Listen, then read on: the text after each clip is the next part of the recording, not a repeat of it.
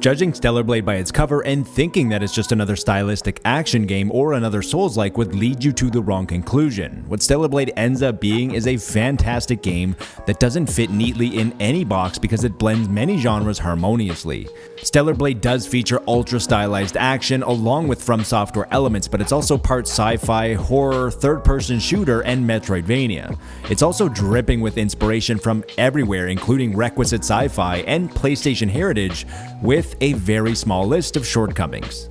Before getting into the review, we just wanted to take a quick second to talk about our 2024 goals as an outlet. We have plenty of little goals, but our main goal is to hit 15,000 subs, and you can help with that. If you enjoy what we're doing, consider subscribing, liking the video, or sharing with a friend that you think might enjoy this. Any or all of these will make a big difference in the algorithm. If you are unfamiliar, we're trying to cultivate a positive environment without toxicity that is always evident in our content that takes a glass half full approach.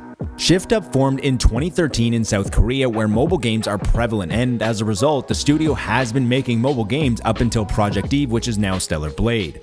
Not only did they make the transition with ease, but they did it without any of the cheap gimmicks typically associated with mobile gaming. The history of Shift Up developing mobile games has actually paid large dividends for Stellar Blade, as this has made the studio hyper aware of the audience's attention span and to ensure that there is always something fun happening. There is amazing pacing between fighting, exploration, puzzles, and story beats. Stellar Blade takes place in a post-apocalyptic future where humanity has abandoned Earth. You are Eve, a member of the 7th Airborne Squad who is sent with many other soldiers to take back Earth from the Natiba, a grotesque alien race that feel like a blend of clickers from The Last of Us and enemies from Remnant, but still manage to feel unique.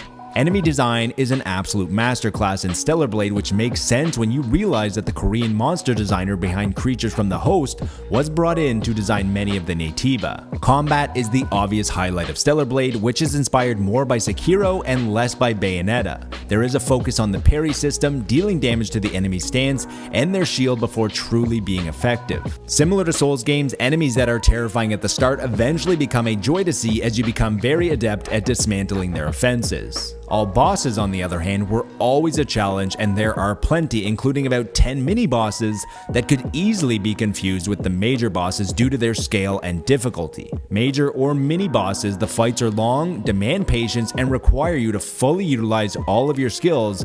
The story is not playing second or even third fiddle to the visuals and combat. With inspiration from classics such as Blade Runner, Mad Max, and The Matrix, on numerous occasions, I found myself leaning in during dialogue-heavy cutscenes.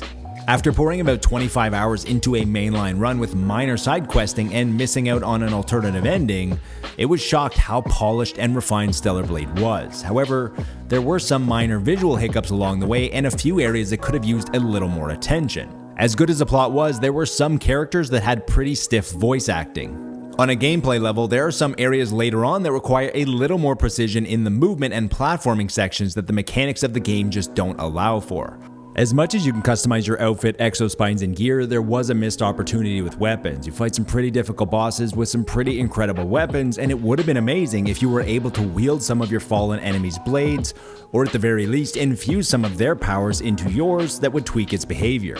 Considering how many sources of inspiration went into Stellar Blade from different mediums, it still manages to feel unique, and considering how many elements from different genres are mashed together, it still manages to feel concise. When the demo ended, there was a feeling that Stellar Blade could be something special if it somehow was able to maintain such a high level of quality throughout the entire game. After rolling credits, Stellar Blade mostly operates at this elite level with only a few minor dips in quality and will likely be in the conversation at the end of the year. Until next time, remember to be nice to your fellow gamer, more importantly, be nice to your fellow human.